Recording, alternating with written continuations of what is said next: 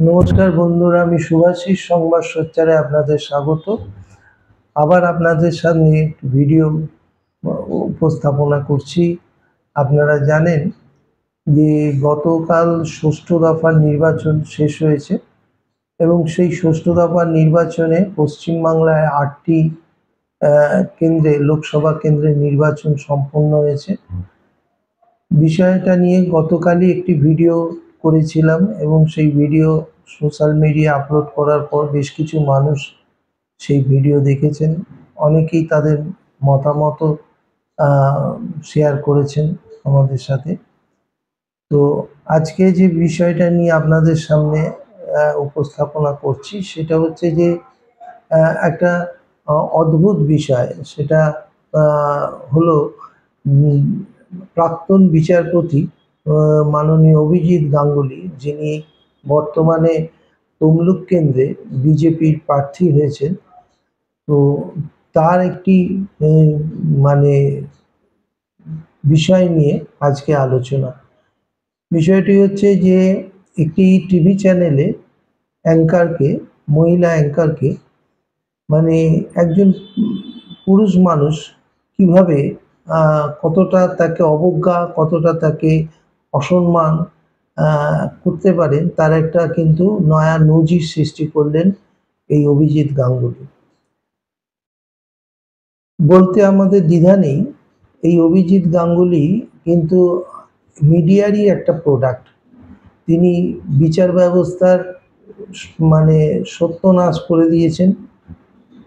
বাংলা তথা ভারতবর্ষের বিচারপতিদের প্রতি যে সাধারণ মানুষের একটা অপরিসীম আস্থা, বিশ্বাস থাকে, বিশেষ সর্বোপরি বিচার ব্যবস্থার উপর যে মানুষের একটা, দেশের বিচার ব্যবস্থার উপরে মানুষের যে একটা আস্থা থাকে, সেই আস্থায়, বিশ্বাসে ব্যাপকভাবে তিনি আঘাত করেছেন।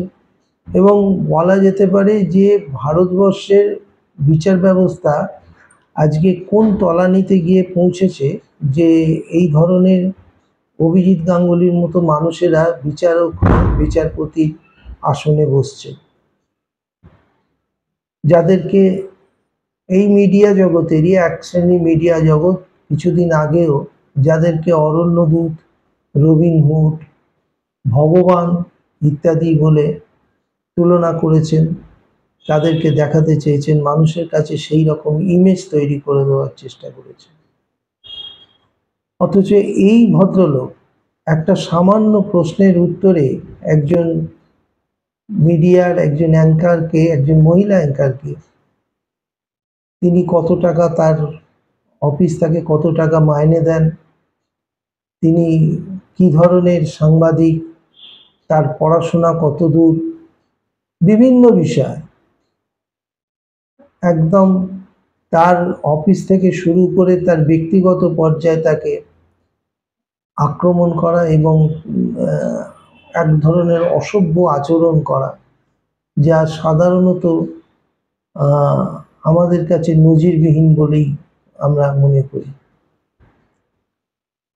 প্রথমেই বলে রাখি, এই ভদ্রলোক, এই অভিজিৎ গাঙ্গুলি বিচারপতি হিসেবে প্রথমেই যখন কলকাতার টেট কেলেঙ্কারি, শিক্ষা দুর্নীতি নিয়ে নানান সময় নানান রকম অভিমত পোষণ করেছেন, নানান রকম বক্তব্য রেখেছেন, যে সময়টা একদম পুরো হাইকোর্টটা অভিজিৎময় হয়ে গেছিল, অভিজিৎ গাঙ্গুলিময় হয়ে গেছিল, যে যখন প্রতিটা মানুষ মনে করছিল যে হাইকোর্টে আর কেউ নয়, একজন অরণ্যদূতই গিয়ে বসছেন চেয়ারে, সেই সময়টা কিন্তু আমরাই সংবাদ সোচ্চারের আমাদের পেজে আমরা কিন্তু, আমি বিশেষ করে আমি একটি প্রবন্ধ লিখেছিলাম, একটি সম্পাদকীয়তে আমি বলেছিলাম যে এই বিচার ব্যবস্থার ধ্বজা ওড়াতে এসছেন। ইনি কোনো ভগবানও নন, কোনো অরণ্যদূতও নন, ইনি হচ্ছেন একজন ধান্দাবাজ, আত্মপ্রচার সর্বস্ব, একটা বিচার ব্যবস্থার কলঙ্ক ছাড়া আর কিছু না। সেদিনকে আমার এই লেখার আরো বিস্তারিত বিভিন্ন উদাহরণ দিয়ে আমি লিখেছিলাম এবং বিচার ব্যবস্থার কোথায় বলা আছে যে কোনো বিচারক তার বিচার চলাকালীন সেই বিচার ব্যবস্থা নিয়ে বাইরের কোনো জায়গায় তিনি কোনো মতামত পোষণ করতে পারেন না, বিশেষ করে মিডিয়াতে তো নয়। কিন্তু সেদিন কিন্তু এই ভদ্রলোক সেই কাজটাই করেছিলেন এবং সম্ভবত আমরাই প্রথম প্রশ্ন তুলেছিলাম যে একটা বেসরকারি টিভি চ্যানেলে বসে তিনি যখন 1 ঘন্টার ওপর সাক্ষাৎকার দিচ্ছেন, সেই সাক্ষাৎকারের পিছনে নিশ্চয়ই কোনো আর্থিক লেনদেন আছে এবং সেই আর্থিক লেনদেন না থাকলে তিনি এত বড় কাজটা করার সাহস পেতেন না। তিনি নিশ্চয়ই লাভবান হয়েছেন, যেমনভাবে ওই টিভি চ্যানেলের মালিকও লাভবান হয়েছেন। কারণ ওই দিন একজন বিচারপতি, কলকাতা হাইকোর্টের বিচারপতি, তিনি সাক্ষাৎকার দিচ্ছেন, বিচার চলাকালীন একটি বিষয়ের ওপর মন্তব্য করছেন। শুধু তাই নয়, এমন অনেক ব্যক্তির সম্বন্ধে তিনি মন্তব্য করছেন, রাজনৈতিক ব্যক্তিত্ব সম্বন্ধে মন্তব্য করছেন যারা এই ঘটনার সাথে যুক্ত নয়, এই বিচার মামলার সাথে যুক্ত নয়, বিচারাধীন মামলার সাথে যুক্ত নয়, সেই সমস্ত মানুষদের পর্যন্ত নাম নিয়ে তিনি নানান কটাক্ষ করছেন, নানান রকম আইনি কথা শোনাচ্ছেন যে আমি রুল জারি করতে পারতাম, অমুক করতে পারতাম, তমুক করতে পারতাম। তো তখনই বোঝা গেছে যে এই ভদ্রলোক একদম একদম নিখাত একটি, মানে বাচাল বললেও ভুল বলা হবে, নিখাত ধান্দাবাজ এবং চরম হিপোক্রেট। এ যা করছে তা শুধু নিজের আত্মপ্রচারের জন্য করছে, এর সাথে পাবলিক ইন্টারেস্টের কোনো সম্পর্ক নেই এবং যা করছেন তাতে বিচার ব্যবস্থার মান সম্মান তলানিতে চলে যাচ্ছে। দেখুন, একটা জিনিস আমরা সেইভাবে তো আমাদের বিচার ব্যবস্থার আইনি জ্ঞানগম্যি আমাদের নেই, কিন্তু সাধারণ মানুষ হিসেবে আমরা দেখি বিভিন্ন সময় বিভিন্ন আদালতে প্রচুর মামলা হয়, যে সমস্ত মামলা দিনের পর দিন মামলা ঝুলে থাকে। সাধারণ মানুষের প্রচুর হয়রানির শিকার হতে হয়, দিনের পর দিন মামলা তার পেন্ডিং হয়ে পড়ে থাকে। তো সেই ক্ষেত্রে আমরা যখন দেখি কোনো বিচারপতি কোনো একটি মামলা শোনার জন্য খুব উদ্গ্রীব এবং খুব তাড়াতাড়ি সেই মামলার উপরে তিনি নানান প্রতিক্রিয়া দিচ্ছেন, তখন বুঝতে অসুবিধা হয় না যে এর পিছনে তার কোনো ব্যক্তিগত স্বার্থ জড়িত। যে ব্যক্তিগত স্বার্থ তাকে হয় অর্থনৈতিকভাবে তাকে লাভবান করছে, নয় প্রচারের দিক থেকে তাকে কোনোভাবে লাভবান করছে। এখন বক্তব্য হচ্ছে এই অভিজিৎ গাঙ্গুলি ছোঁয়া এখন কলকাতা হাইকোর্টের অনেক বিচারপতি লেগেছে। এটা একটা ছোঁয়াচে রোগ। এমন কিছু করব যা প্রতিদিন কাগজে নাম বেরোবে আমার, এমন কিছু রায়, এমন কিছু মন্তব্য বিচারপতিদের মুখ থেকে বেরিয়ে আসছে যা নিয়ে পরের দিন কাগজে বড় বড় কাগজে হেডলাইন হচ্ছে। এবং সেই হেডলাইনগুলো করানোর পিছনেও আবার একটা কারণ আছে, সেখান থেকে মোটা কমিশন হয়তো তাদের পকেটে যাচ্ছে। তো এইসব কথাগুলো আগে উঠতো না, এখন কিন্তু এইসব কথাগুলো বিভিন্ন সময় বিভিন্ন মানুষের মুখে শোনা যাচ্ছে। এমনটা নয় যে এটা শুধু আমি বলছি বা আমার ধারণা থেকে বলছি, অনেক মানুষের সাথে কথা বলে তাদের, সবাই তো আর আমাদের মতো সাংবাদিক হিসেবে বা আমাদের মতো ইউটিউবার হিসেবে এরকম ভিডিও করেন না, কিন্তু তাদেরও তো মতামত থাকে। তাদেরও অনেকে কিন্তু নিভৃতে বলছে যে এই যে বিষয়গুলো ঘটতে চলেছে, যেমন 26,000 লোকের চাকরি বাতিল, একটা বিশাল বড় হেডলাইন হলো। যে বিচারকের নাম কেউ জানতেন না, সেই বিচারকের নাম সবাই জেনে গেলেন, কে রায়টা দিয়েছে। এবং এই 26,000 শিক্ষকের চাকরি বাতিল, তার জন্য যে রাজনৈতিক দলটি খুব খুশি হয়েছেন, সেই রাজনৈতিক দলের দিক থেকে কি পারিতোষিক তিনি পাচ্ছেন কি পাবেন আদৌ পেয়েছেন কিনা সেসব নিয়েও প্রশ্ন উঠছে মানুষের মনে। কারণ এই ধরনের রায় কেন হবে? যদি এমন হয় তেলের সাথে জল মিশে গেছে বলে তেলটাকে আলাদা করা যাচ্ছে না, জলটা আলাদা করা যাচ্ছে না, তার জন্য টোটালটাই ফেলে দিতে হবে, তাহলে বলতে হবে যে আপনার কোনো যোগ্যতা নেই, আপনি তেল জলকে আলাদা করতে পারেন না, আপনি জানেন না, সেই জ্ঞান আপনার মধ্যে নেই। আর যখন সেই জ্ঞান আপনার মধ্যে নেই তাহলে বিচার ব্যবস্থার একটা বিচারপতি হয়ে বসার কোনো অধিকারও আপনাদের নেই, কিন্তু আপনারা বসছেন। যেমন এই নির্বাচন চলাকালীন একটা ক্ষেত্রে দেখা গেল একজন বিচারপতি, পুলিশ নির্দিষ্ট একটি তথ্যের ভিত্তিতে বিরোধী দলনেতার একটি ঠিকানা মানে পার্মানেন্ট ঠিকানা নয়, টেম্পোরারি একটি ঠিকানা তিনি হঠাৎ একটা জায়গা ঠিক করেছেন, সেই জায়গায় একটা নির্দিষ্ট খবরের ভিত্তিতে পুলিশ একটা অভিযান করেছে। যদি তার কোনো অসুবিধে না থাকে তাহলে পুলিশি অভিযানে এত দ্বিমত কেন? দেখা গেল সেইটা নিয়ে কেউ কোর্টে চলে গেল এবং সেখানে গিয়ে বিচারপতি রায় দিয়ে দিলেন যে না, অমুক তারিখ পর্যন্ত একে কোনো রকম ডিস্টার্ব করা যাবে না, কোনো জায়গায় রেড করা যাবে না, ডিস্টার্ব করা যাবে না। ফলে তো কি হলো? ফলে এটাই হলো যে রাজনৈতিক নেতাকে এই রক্ষা কবচ দেওয়া হলো তার মস্তিষ্ক প্রসূত। এখনো যদিও সেটা সামনে আসেনি, হয়তো ভবিষ্যতে পুলিশি তদন্তে নিশ্চয়ই সেটা সামনে আসবে। দেখা গেল দুটো প্রাণ চলে গেল, দুটো মানুষ ভোট চলাকালীন নিহত হলেন। গতকাল নির্বাচন কমিশনের একটা প্রেস মিটে শুনছিলাম প্রায় 350 মানুষ এই গতকালের যে আটটি কেন্দ্রের লোকসভা ভোট হয়েছে, প্রায় 350 মানুষকে বিভিন্ন কারণে পুলিশ গ্রেপ্তার করেছে। তাতে দেখা যাচ্ছে পুরুলিয়াতে কোনো মানুষ গ্রেপ্তার হয়নি, তার মানে সেখানে কোনো অশান্তি হয়নি, কোনো অভিযোগই নেই। ঝাড়গ্রামে 2 জন মানুষকে গ্রেপ্তার করা হয়েছে, সেখানে একটা খুব ছোটখাটো আকার হলেও একটি গন্ডগোল হয়েছে। এবং মেদিনীপুর লোকসভা, সেখানে প্রায় 30 না 35 জনের মতো মানুষ গ্রেপ্তার হয়েছে।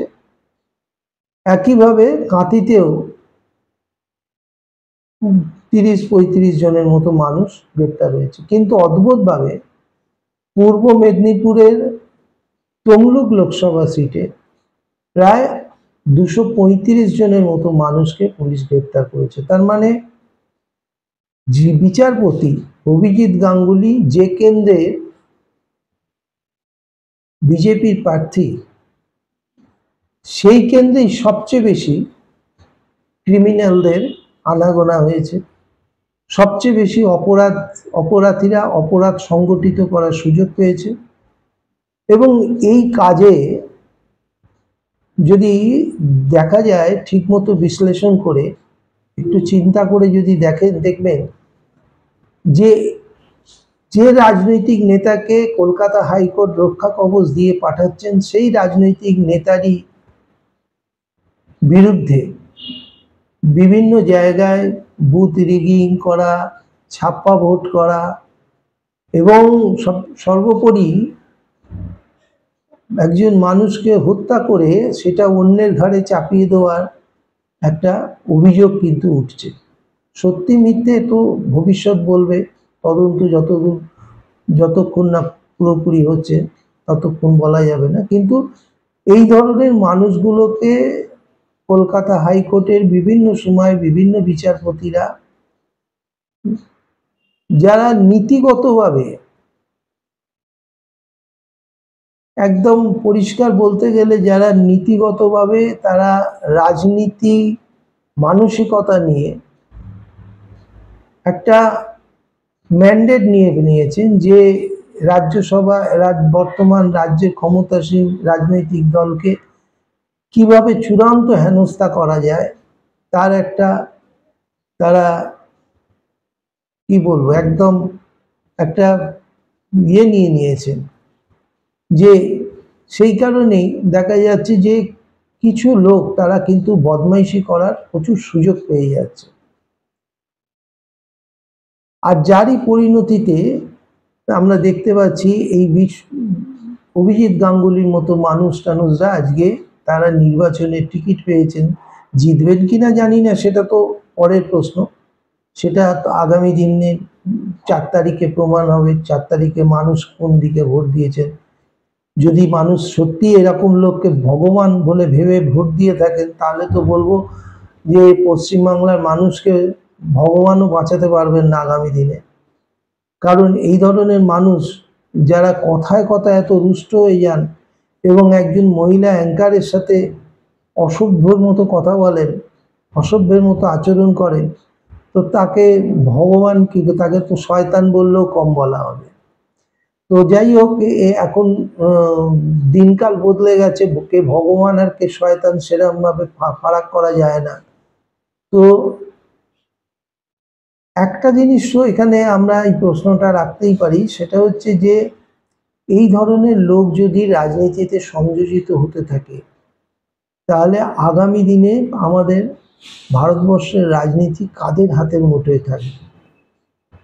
যারা একটা প্রশ্ন শুনলে এতটা ইরিটেট হয়ে যান, এতটা রাগান্বিত হয়ে যান, প্রশ্নটা কি ছিল? সেই অ্যাঙ্কারের প্রশ্নটা একটু শুনুন, প্রশ্নটা কি ছিল। তমলুক কেন্দ্রের বিজেপি প্রার্থী অভিজিৎ গাঙ্গুলি।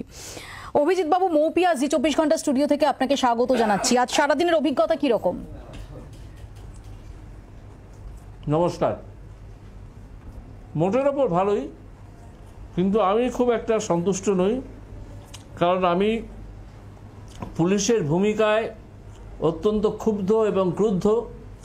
পুলিশ যেভাবে মমতা ব্যানার্জির এবং একটা এক্সট্রা কনস্টিটিউশনাল পাওয়ার সেন্টার তৈরি হয়েছে অভিষেক বন্দ্যোপাধ্যায় তাদের দালাল হিসেবে কাজ করেছে,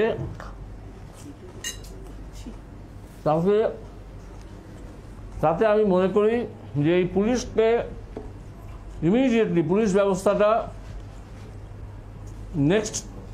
নেক্সট ফেজের ইলেকশন হওয়ার আগেই কেন্দ্রীয় সরকারের নিয়ে নেওয়া উচিত সাময়িকভাবে।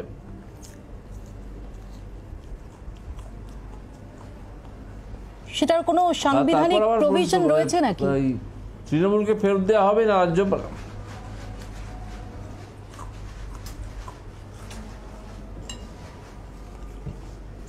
সবকিছুর জন্য সাংবিধানিক প্রশ্ন, সংবিধান লাগে? আপনি যে মাইনে পান আপনার চ্যানেল থেকে, সাংবিধানিক প্রভিশন আছে নাকি? ডেফিনেটলি আমি যে সংস্থায় কাজ করি সেই সংস্থার যে সমস্ত নিয়ম কানুন এবং তার যে স্ট্রাকচার রয়েছে সেই অনুযায়ী, এবং তার সঙ্গে ডেফিনেটলি সংবিধানের, অর্থাৎ একটা রাজ্যের পুলিশের ক্ষমতা কেন্দ্রীয় সরকার নিয়ে নিতে পারে কিনা এর মধ্যে তফাৎ আছে। আর পুলিশ তো এই মুহূর্তে তো প্রশাসন নির্বাচন কমিশনের আওতায়। খুব ভুল ধারণা, খুব ভুল ধারণা। এই ভুল ধারণা নিয়ে সাংবাদিকতা করবেন না। আমি ডেফিনেটলি, আপনি যখন সাজেশন দিয়েছেন আমি বিকল্প পেশার চেষ্টা করব, যদি আপনি একটু বুঝিয়ে দেন যে এক্স্যাক্টলি কিভাবে এই মুহূর্তে রাজ্যের প্রশাসন সেটা কেন্দ্রীয় সরকার নিয়ে নিতে পারে। হ্যাঁ, তাই করুন। কি জানেন আপনি সংবিধান সম্বন্ধে? জানি না তো, আমি তো আপনার কাছে জানতে চাইছি। সম্বন্ধে যদি আমি আপনাকে জিজ্ঞেস করি, আমি যদি আপনাকে জিজ্ঞেস করি, হ্যাঁ জানতে চাইছেন যখন, তখন লয় ভর্তি হয়ে যান। আমি কোনো অ্যাডাল্ট এডুকেশন সেন্টার খুলিনি।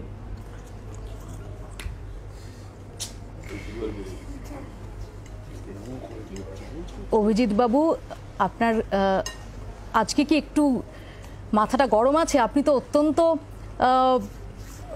অত্যন্ত সেন্সিবল, অত্যন্ত বিনম্র কথা বলেন বলেই জেনে থাকি। আজকে একটু উত্তেজিত দেখছি। এটা কি ভোট পর্বের শেষে? বিনম্র কথা বলার অর্থ আপনারা না ভোট পর্বের শেষে কেন? আপনারা যেটা ধরে নেন এই বিনম্রভাবে কথা বলার অর্থ যে আপনারা যেরকম সেরকমভাবে ভাইপোর চামচাগিরি করবেন আর আমরা মাথা ঠান্ডা করে উত্তর দিয়ে যাব, এটা ভাববেন না। অভিজিৎ বাবু, আপনাকে শ্রদ্ধার সঙ্গে বলি, যদি প্রশ্ন করাটা চামচাগিরি হিসেবে অভিহিত হয় যে কারো, তাতে এতটুকু দ্বিধাবোধ করি না। যে প্রশ্নটা মনে করি করা দরকার সে প্রশ্নটা করি, এবং যে প্রশ্ন করে আসছি এত বছর ধরে অভিজিৎ বাবু। কি করে করবেন আপনারা? তো কি করে দ্বিধাবোধ করবেন? আপনারা তো তাদের পেড স্টাফ, কি করে দ্বিধাবোধ করবেন? অভিজিৎ বাবু বোধহয় একটু, অভিজিৎ বাবু আমার অনুরোধ, জি নেটওয়ার্ক সম্পর্কে আপনি বোধহয় জানেন না। জি নেটওয়ার্ক দেশের প্রাচীনতম নিউজ নেটওয়ার্ক। সেই নেটওয়ার্কের একজন প্রতিনিধি হিসেবে যদি কিছু বলেন এবং একজন সাংবাদিক হিসেবে যদি কিছু বলেন, আপনি যেহেতু একজন অবসরপ্রাপ্ত বিচারপতি, আপনি নিশ্চয়ই জানবেন যে প্রমাণ হাতে রেখে বলাটা খুব জরুরি। যদিও আপনি এই মুহূর্তে আমার শোতে অতিথি, আমি মাত্রা ছাড়াবো না, কারণ আমার এই সাংবাদিক জীবন এবং সাংবাদিক সত্তা আমাকে কুল মেনটেন করার শিক্ষা দেয়। কিন্তু আমার এখানেই আপনার কাছে প্রশ্ন, যে প্রতি মুহূর্তেই মাত্রা ছাড়িয়ে থাকেন,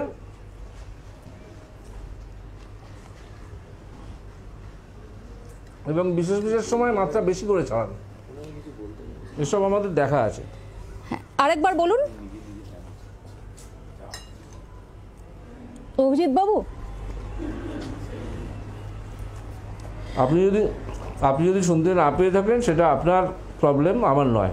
অভিজিৎ বাবু, আপনাকেও বুঝতে হবে, আপনি কিন্তু এই মুহূর্তে বিচারপতি নন, আপনি জনতার দরবারে একজন প্রার্থী।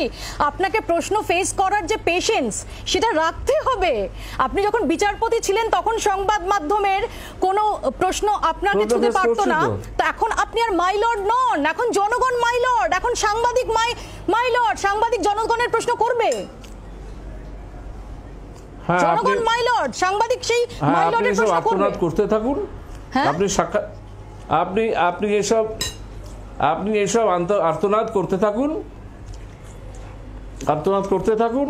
আমি আপাতত চললাম, আমার আপনার সঙ্গে বাজি বকার কোনো সময়ই নেই। এইরকম একটা সাধারণ প্রশ্ন, যেখানে উনি বলছেন যে এদিনের যে নির্বাচন হয়েছে সেই নির্বাচনে পুলিশের ভূমিকায় তিনি খুশি নন। তিনি চান এই পুলিশটা সরাসরি কেন্দ্রীয় সরকার পরিচালনা করুক, কেন্দ্রীয় সরকারের নিয়ন্ত্রণে থেকে, কেন্দ্রীয় সরকারের নিয়ন্ত্রণে। অনেক মিডিয়া, অনেক ইউটিউবার তারা ভুল ব্যাখ্যা করছেন, তারা বলছেন নির্বাচন কমিশনের আন্ডারে পুলিশ তো নির্বাচন কমিশনের আন্ডারেই কাজ করছে।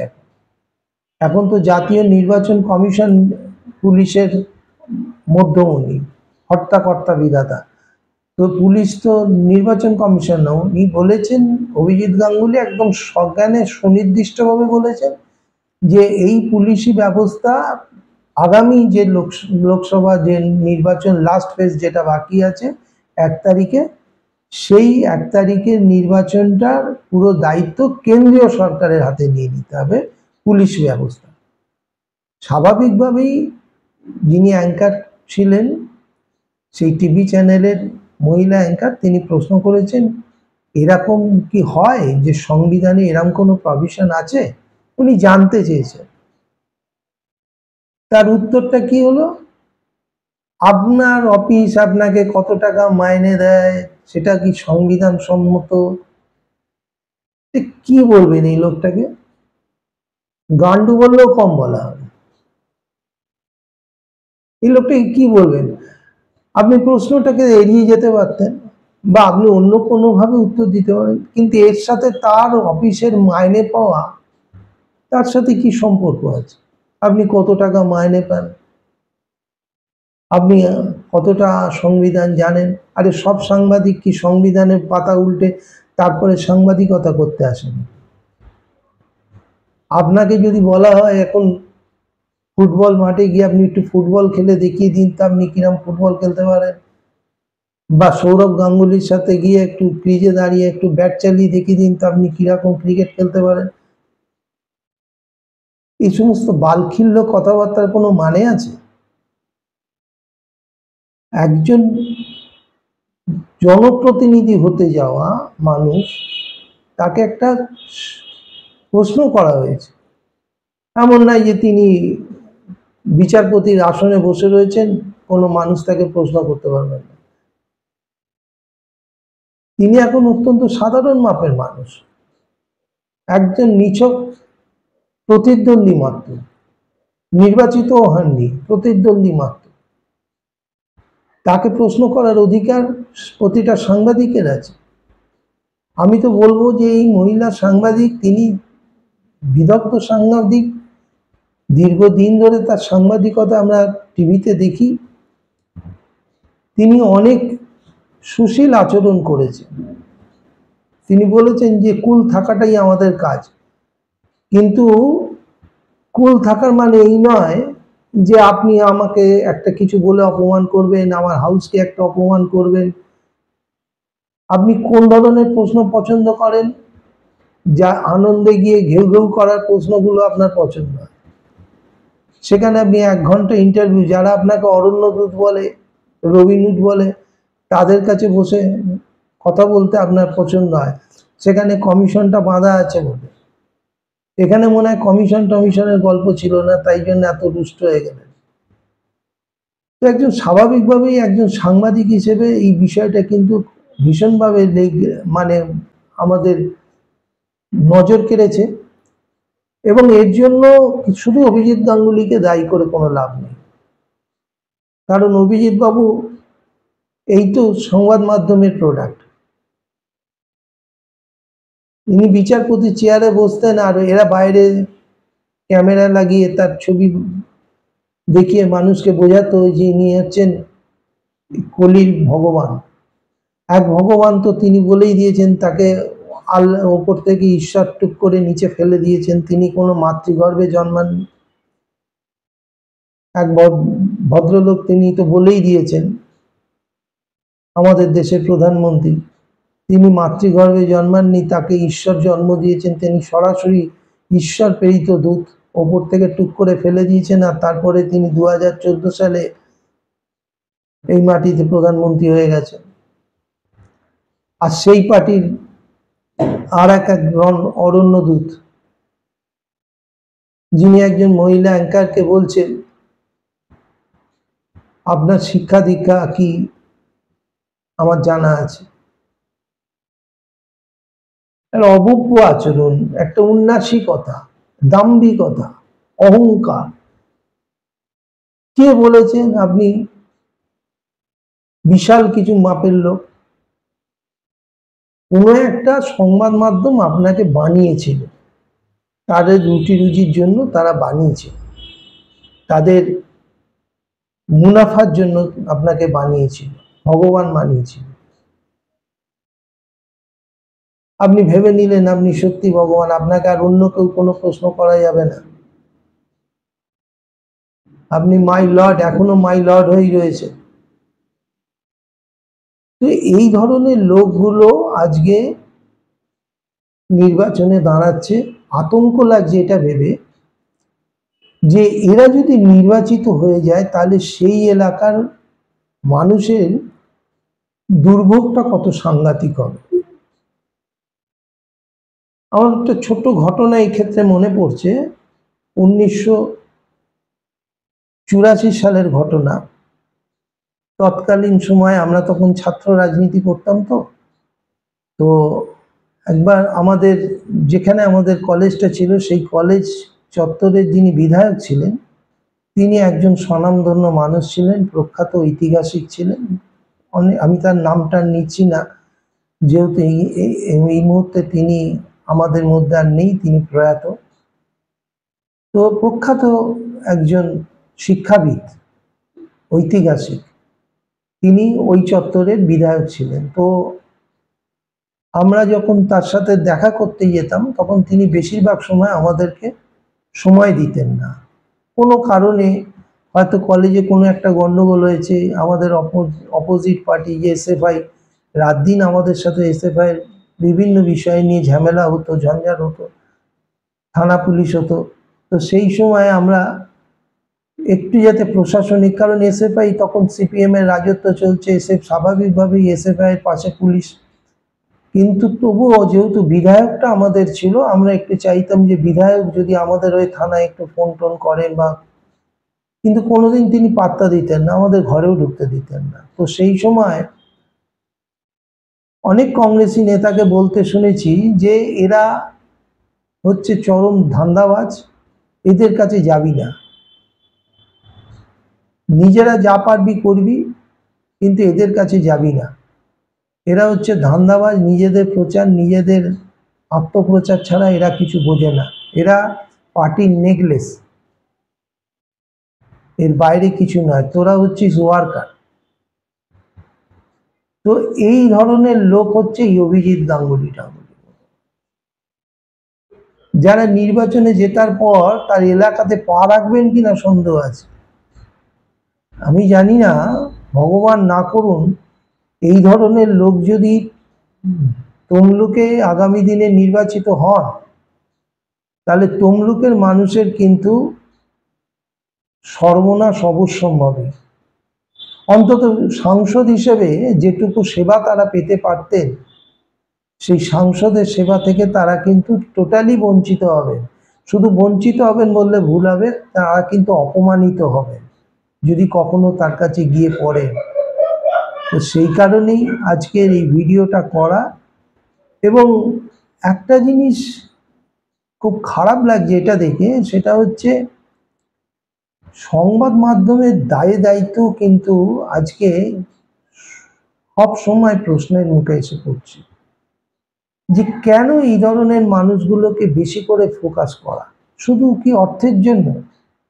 শুধু গল্প হবে, মানুষ আমারটা দেখবে। দেখুন, আমি বসে একটা ভিডিও করছি, আমি যদি এই ভিডিও করার সময় কিছু অপ্রাসঙ্গিক কথাবার্তা বলি এবং কিছু আলপটকা মন্তব্য করি, আমি জানি আমার খুব আলপটকা মন্তব্যে হয়তো অনেকেই ক্ষুব্ধ হবেন, আমার বিরুদ্ধে অভিযোগ করবেন, নালিশ করবেন, করতেই পারেন, কিন্তু সাময়িকভাবে আমার ভিউয়ার সংখ্যা কিন্তু অনেক বেড়ে যাবে। অনেক লোক ওই আলপটকা কথা, ওই খারাপ কথাগুলো শোনার জন্যই কিন্তু আমাকে ফলো করবে। কিন্তু সেটা কি কাজের কথা? সেটা কি করা যায়? কোনো সুস্থ মানুষ, কোনো সমাজ সচেতন মানুষ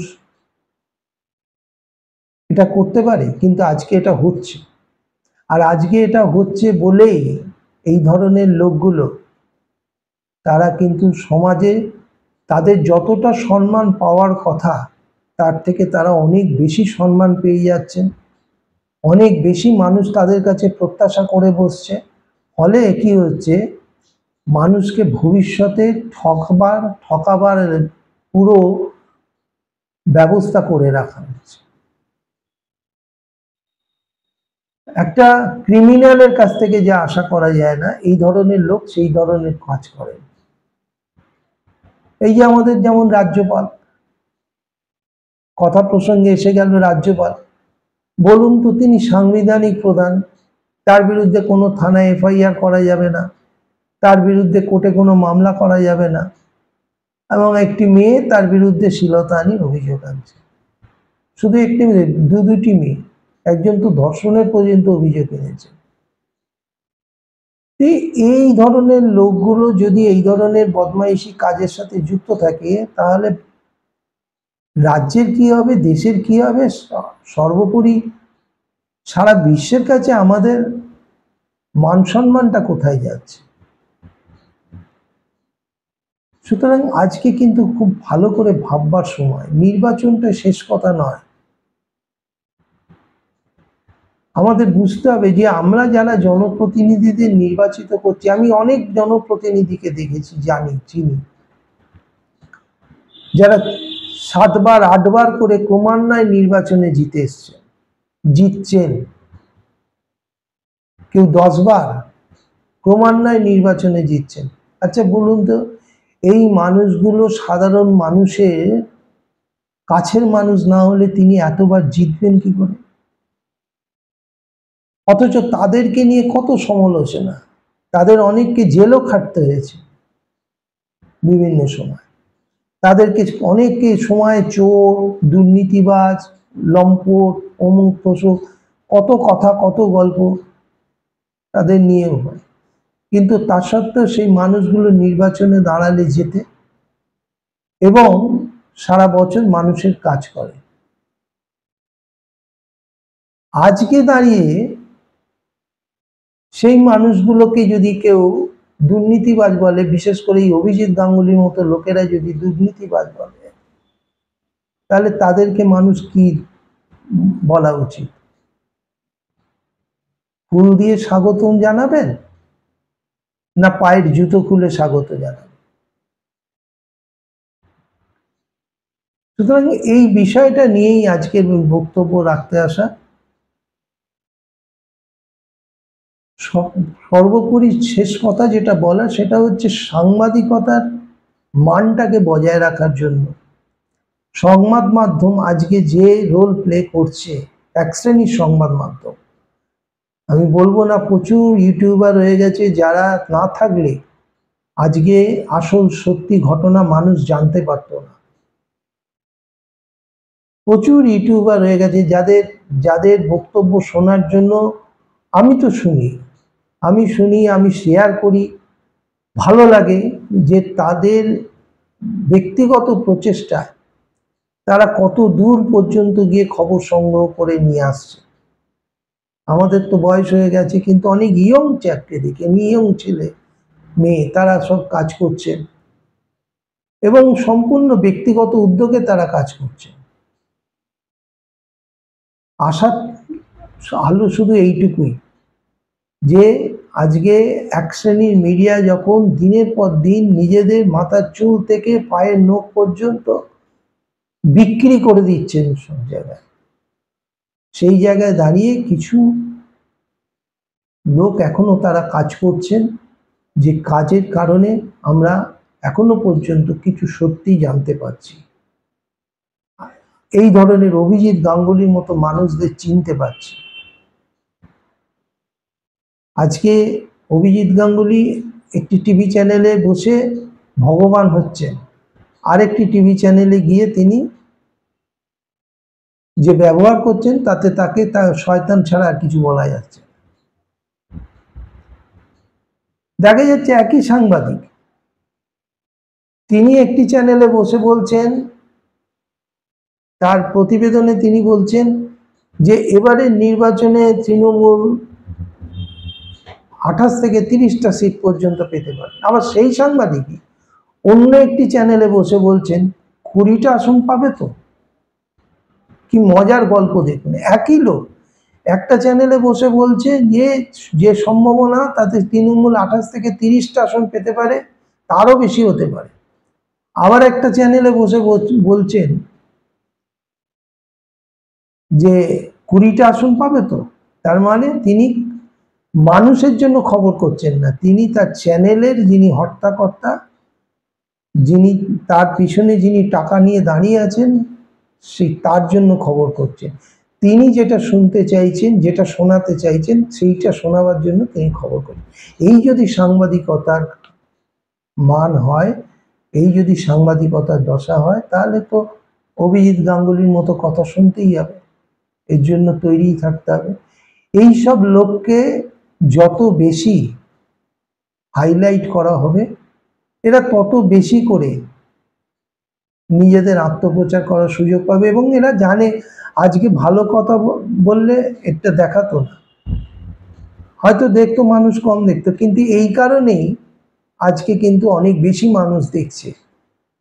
এবং অভিজিৎ গাঙ্গুলি ভালোই জানেন তিনি জিততে পারবেন না, তাকে আগামী দিনে বেঁচে থাকতে গেলে, ভেসে থাকতে গেলে এই ধরনের কথাবার্তা বলেই, আলপটকা কথাবার্তা, বিভিন্ন রকম অশালীন কথাবার্তা, এইসব বলেই তাকে বেঁচে থাকতে হবে।